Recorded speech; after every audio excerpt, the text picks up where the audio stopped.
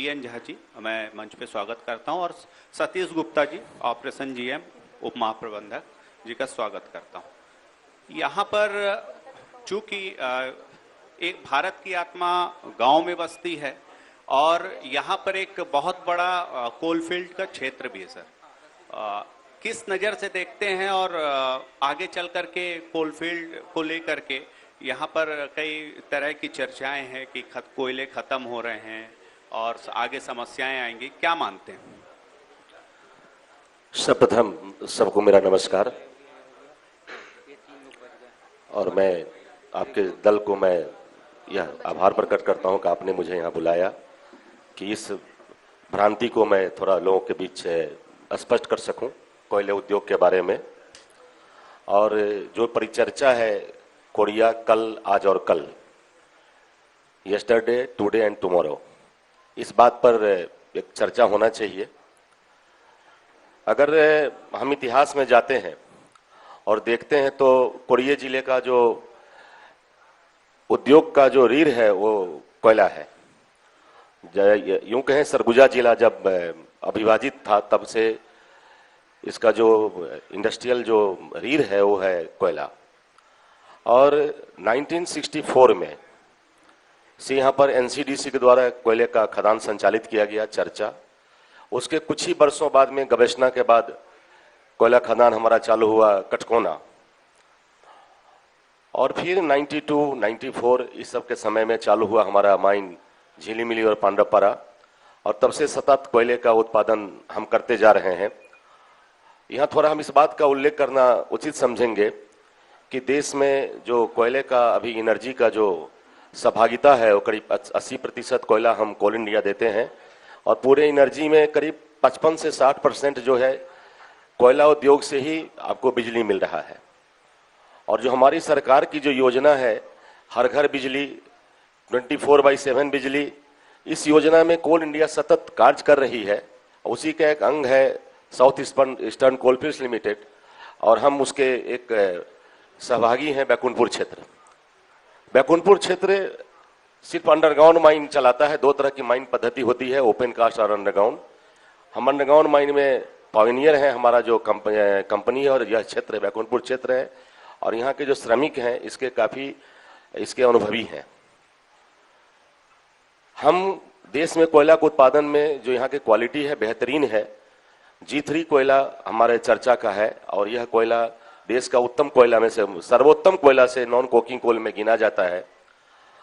और जो कटकोना खदान है वहाँ स्टील मैन्युफैक्चरिंग का कोयला हम निकालते हैं। हालांकि हम स्टील कम कोयला का मात्रा है इसलिए हम नहीं बेच पा रहे हैं, लेकिन वहाँ यह जो क्षेत्र है यह CIC फील्ड हम बोलते हैं, सेंट्रल इंडिया कोल फील्ड, जिसमें यहाँ से लेके उमरिया तक मेरा फील्ड है।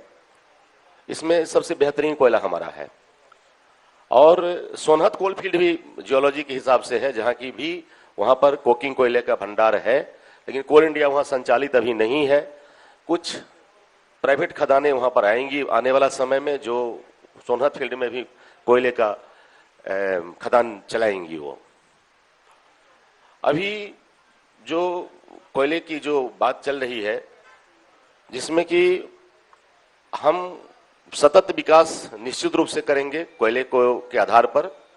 और हमारे पास तकरीबन 4000 हमारे श्रमिक हैं और अगर औसतन देखें तो करीब हम 20,000 परिवार को यहाँ भरण पोषण का हम व्यवस्था करते हैं, चाहे वो प्रत्यक्ष हो अप्रत्यक्ष हो। कोयले के बिजनेस में लोग लगे हैं, ट्रांसपोर्ट में लगे हैं, रेल है, रेल को जो उनको जो राजस्व मिलता है रेल को वह करीब 45% उनके टोटल राजस्व का हमारा कोल इंडिया से उनको मिलता है रेलवे को। उसी ढंग से डिस्ट्रिक्ट को कहें विकास के लिए तो डिस्ट्रिक्ट में हम DMF देते हैं। पिछला साल हमने 70 करोड़ करीब दिया है DMF में पैसा। NMET में हमने करीब नहीं रॉयल्टी हमने दिया है करीब 70 करोड़, DMF में हमने करीब दिया है 20 करोड़ और NMET भी हम देते हैं। यह सिर्फ गवर्नमेंट को जाता है। अगर हम इनकम टैक्स को कहें तो जो हमारे एम्प्लॉई से टैक्स जो मिलता है गवर्नमेंट को तकरीबन 70 करोड़ रुपया हम टैक्स देते हैं अपने इनकम से भारत सरकार को कहिए। जीएसटी हम 5% कोयले के सेल वैल्यू का देते हैं, जिसमें कि आधा का हिस्सा छत्तीसगढ़ सरकार को होता है। और जीएसटी कंपनसेशन जो 400 रुपया पर टन है, वह सिर्फ छत्तीसगढ़ सरकार को दे है, वह छत्तीसगढ़ सरकार को ही उसका लाभ मिलता है। तो छत्तीसगढ़ के डेवलपमेंट में, कि इकोनॉमी में ओवरऑल साउथ ईस्टर्न कोलफील्ड्स का तकरीबन 20% इकोनॉमी का योगदान है हमारे तरफ से। चूंकि हम लास्ट ईयर 167 मिलियन कोयला उत्पादन किए थे, आने वाला समय में हम 200 मिलियन कोयले का उत्पादन करेंगे, फिर उसके 2-3 साल के बाद में हम यहां से 260 मिलियन कोयले का उत्पादन करेंगे। मेजर कोयला हमारा छत्तीसगढ़ से ही आता है। मध्य प्रदेश की खदानें पुराने हो गई हैं, वहां कुछ नए खदान आए हैं अभी, लेकिन जो मेजर कोयले का प्रतिशत है वह छत्तीसगढ़ से ही है। अगर हम बात करें कि आज की बात क्या है, आज हम क्या उसको कह सकते हैं कोयले के उद्योग को, तो 2070 तक जो हमारा जो प्रधानमंत्री जी हैं जो कमिटमेंट करके आए हैं, जिसमें COP 26-27 में कि 2070 तक कोयले को हम फेज डाउन करेंगे, फेज आउट नहीं करेंगे। कई कंट्री ने बोला कि नहीं फेज आउट करेंगे, लेकिन हमारा देश, हम लोग बोले कि नहीं हम फेज डाउन करेंगे, हम धीरे धीरे कोयले के आधारित उद्योग को हम कम करेंगे। लेकिन ऐसी बात नहीं है। जो एनर्जी का डिमांड है, अगर हम देखें तो तकरीबन 2000 बिलियन यूनिट एनर्जी का डिमांड हमारा होगा 2030 तक। अगर हम सोलर में जाते हैं, या हम न्यूक्लियर में जाते हैं, या हम दूसरे तरह का एनर्जी बिजली का विकास में जाते हैं, फिर भी हमारा जो योगदान कोयला उद्योग का रहेगा तकरीबन 34-35% आपको 2050 तक रहेगा ही। तो कोयले उद्योग का इसमें कहीं चिंता की बात नहीं है। अभी अगले 2050 तक, अगर हम यूं कहें 30 साल तक, कि वहां पर अभी कोयले की कोई कमी, उनकी जो नौकरी की बात है, जो रोजगार की बात है, वह कहीं पर भी इसे उस पर कोई धक्का नहीं लगने वाला है। बात रहा बैकुंठपुर क्षेत्र का। बैकुंठपुर क्षेत्र काफी 1964 से चूंकि चालू है, हमारी नई खदानें नहीं आई हैं, लेकिन फिर भी हम लोग कुछ न कुछ तकनीकी व्यवस्था करके माइन को चला रहे हैं। और यह हम बता दें आपको कि कोल इंडिया की पहले तो नंबर 1 खदान हुआ करती थी, अभी भूमिगत में नंबर 2 खदान है। यह बहुत बड़े गौरव की बात है हमारे यह कोरिया जिले वासियों के लिए, कि जहाँ की इतनी बड़ी खदानें भूमिगत खदान हैं। और आने वाला समय में 2026 तक हम कटकोना खदान को 18 लाख का बनाएंगे।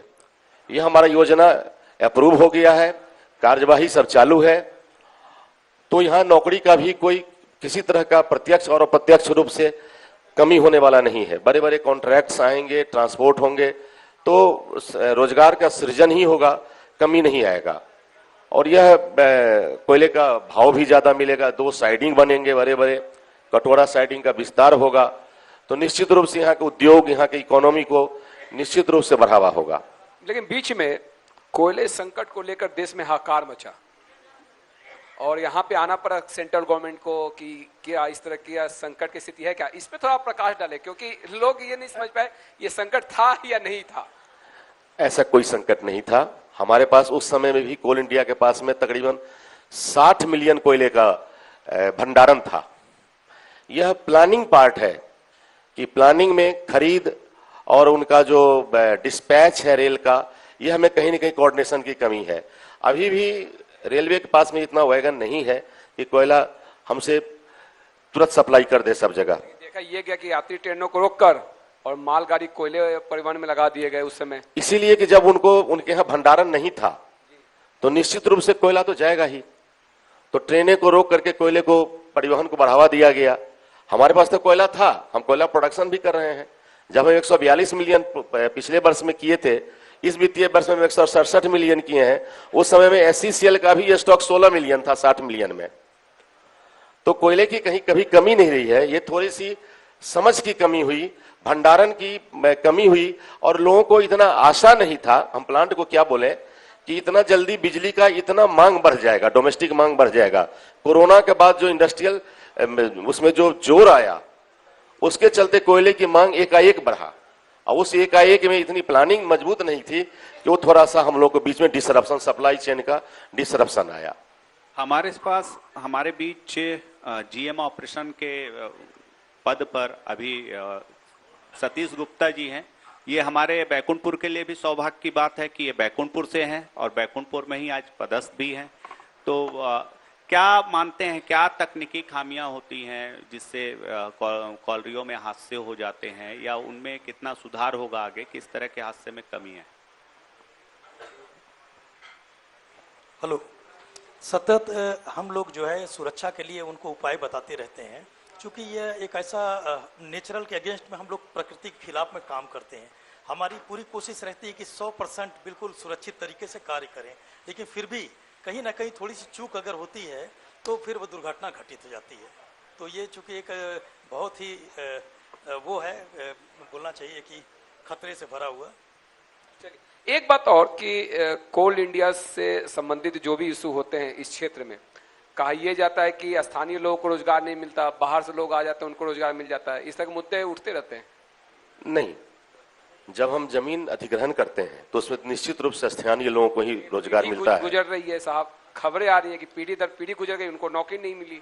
नहीं, अगर अगर अगर जमीन में कोई कमी नहीं है या पारिवारिक किसी तरह का डिस्प्यूट नहीं है, उस समय में कोई नौकरी का यहाँ कोई दिक्कत नहीं है। अभी हम लोग लगातार भूमि अधिग्रहण के जितना जमीन है, चाहे वह हमारा विश्रामपुर हो, भटगांव हो, और बहुत त्वरित गति से सारे विवाद का निष्पादन किया जा रहा है।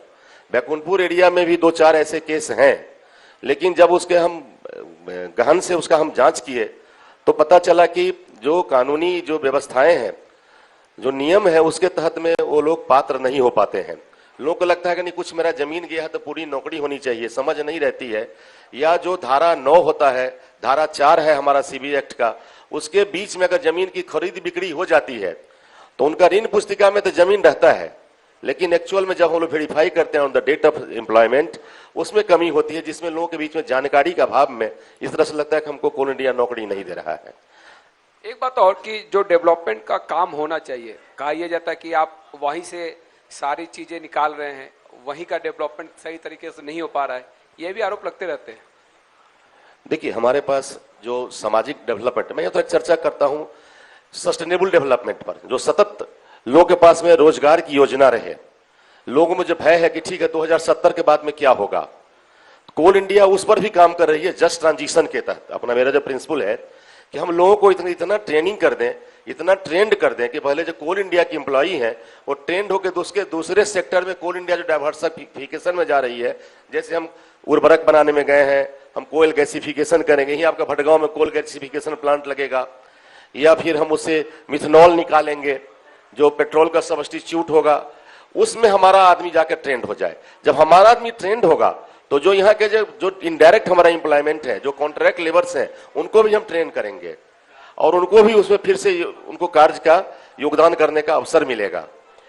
और हमारा जो पहले तो हम वेलफेयर डेवलपमेंट और सोशल डेवलपमेंट करते थे, लेकिन अभी मेरे 2013 के बाद में CSR का प्रावधान आ गया है, जिसके तहत में हम विभिन्न स्किल डेवलपमेंट करते हैं। चाहे उसमें करीब 12-15 पॉइंट हैं, जिसमें आपको डिजास्टर मैनेजमेंट है, या फिर वोमेन इंपावरमेंट है, एजुकेशन है, इरेडिकेशन ऑफ हंगर है, मतलब कि किसी को भूखमरी से नहीं मरना है, या जो सीरियस डिजीज होते हैं उसमें हम चाहते हैं उसका यहाँ नहीं हो।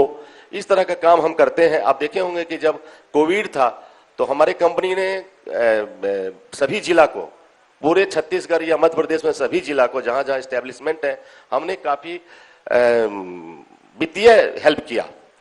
और CSR के तहत में अभी हमने जो 2 साल पहले सैंक्शन था आपका यहाँ जिला अस्पताल के लिए CT स्कैन मशीन परचेज हो रहा है।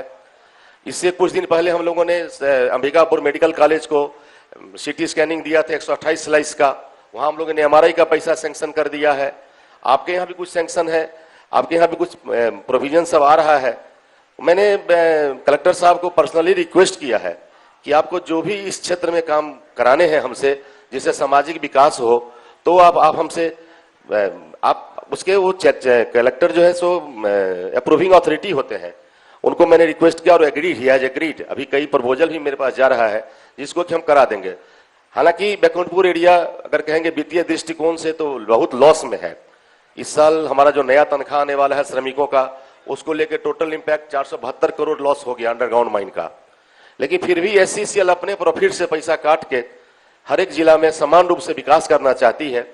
हम चाहते हैं कि कहीं पर वोकेशनल स्किल सेंटर खुले। गिफ्ट स्किल का कॉन्सेप्ट हमारे सीएमडी साहब ने अभी चालू किया है कि कुछ ऐसा परमानेंट ट्रेनिंग सेंटर बने जहां के लोग ट्रेंड होके अन्य क्षेत्र में वो विकास करें। तो ये हमारा यहाँ का जो जस्ट ट्रांजिशन का जो फेज चल रहा है, यहाँ की सामाजिक विकास की बात चल रही है, उसके लिए हम कर रहे हैं।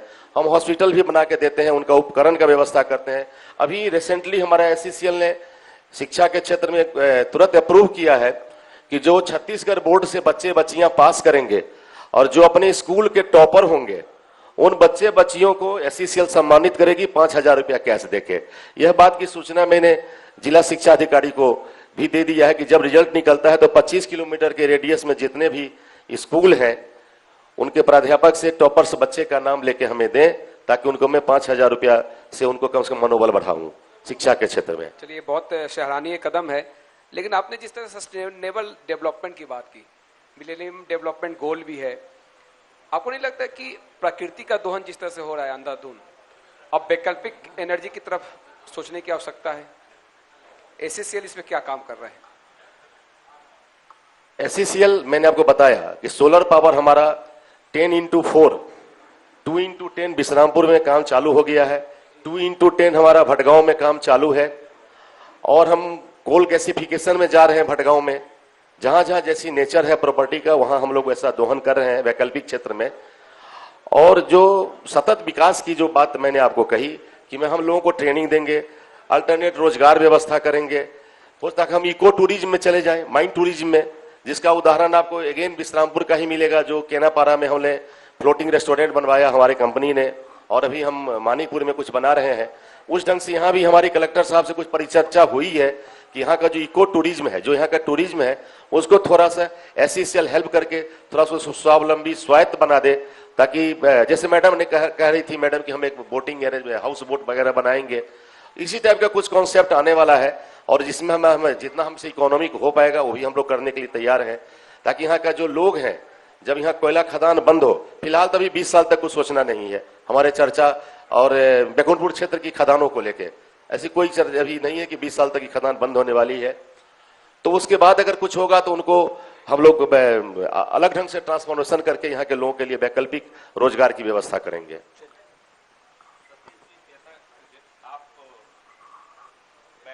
आप आए हुए हैं और बैकुंठपुर से इस ऊंचाई पर, जिस पद पे आज हैं आप, क्या मानते हैं कैसे यहाँ के युवाओं को करना चाहिए आगे प्रयास कि वो इससे भी ऊंचे पदों पर आएं, और क्या शिक्षा को लेकर के आपकी नीति है? हेलो, कि मैं यहाँ पर ही पढ़ा और यहीं पर मैं डिप्टी जीएम के रूप में ज्वाइन किया। वैसे यहाँ पर संजय अलंग भी हैं, वो भी इसी टाइप से अपना आगे बढ़े। हम लोग को मेहनत तो करनी पड़ेगी, और हमको आज का जो समय है वो बड़ा परिवर्तनशील है। पहले तो ये था कि बड़ी लिमिटेड बुक्स होती थी, आज आप इंटरनेट के माध्यम से जो चाहे आईएएस आईपीएस जिसकी भी तैयारी करना चाहें बड़ा अच्छे से कर सकते हैं। लेकिन शॉर्टकट बोलते नहीं, सफलता के लिए किसी शॉर्टकट की ज़रूरत नहीं है, आपको मेहनत की आवश्यकता है, और ज़रूर आप जो चाहेंगे वहाँ मंजिल तक पहुँच सकते हैं। हम यहाँ इनको ऐड करना चाहेंगे सर कि एससीसीएल, हमने ये जिला शिक्षा अधिकारी को हमने ये ऑफर भी दिया है कि आप कुछ स्कूल को स्मार्ट क्लासेज में कन्वर्ट करें। हम high class world level class हम बना देंगे स्कूल को, और हम आपके साथ कदम में कदम है शिक्षा को विकास को लेकर। साथ में हमने उन्हें ये भी कहा कि आपका ई लाइब्रेरी अगर बनाना है, हम ई लाइब्रेरी बना देंगे जहाँ की बच्चे आके निःशुल्क शिक्षा ले सकते हैं, किताब की कोई जरूरत नहीं पड़ेगी, और अपना उसमें पढ़ाई लिखाई कर सकते हैं। तो यहाँ के लोगों में थोड़ा सा, जो आप लोग सामाजिक लोग हैं, जो समाज से जुड़े हुए हैं, उनको भी थोड़ा सा आगे बढ़ाने की आवश्यकता है। मैं कई गांव में यहाँ घूमा हूँ जब, तो मैं देखा वहाँ जागरूकता की कमी है। मैं एक बच्ची से पूछा कि हमारे एम्प्लॉयमेंट के लिए आई थी, तो वो अपना एजुकेशन सर्टिफिकेट छुपा रही थी कुछ रीजन से। तो मैं उसको बोला कि भले हमको कारण बताओ, तो बोली मेरी माँ का नाम डिफरेंस है। हम बोले आई विल सपोर्ट यू, तुम जमा करो सारा कागज।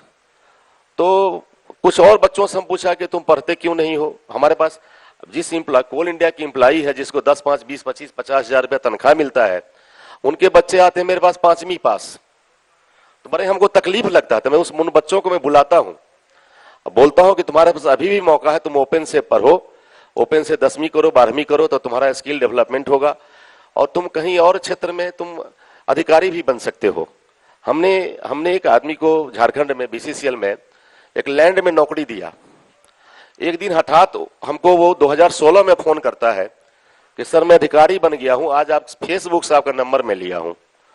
मुझे विश्वास नहीं था, बहुत देर तक विश्वास नहीं हुआ कि अधिकारी बन गया, और आज वो E4 में है, मतलब बहुत मिडिल लेवल मैनेजमेंट में पहुंच गया है। तो अगर यहाँ के बच्चों में जागरूकता हो, थोड़ा सामाजिक लोग उसको बढ़ाएं, और थोड़ा सा जो कोल फील्ड का जो और जो हमारा जो क्षेत्र है, इस क्षेत्र का जो प्रभाव है बच्चों को, कि थोड़ा सा सामाजिक धारा से बच्चे उतर जाते हैं, उनको हम लोग जोड़ सकते हैं। अगर हमसे जहां तक सहयोग बनेगा कोल इंडिया से, तो कोल इंडिया भी उसमें, हमने पहले ही कहा कि एजुकेशन के इम्प्रूवमेंट है, एरेडिकेशन ऑफ हंगर है, मेडिकल ट्रीटमेंट की जो भी बात होगी हम लोग करने को सतत तैयार हैं।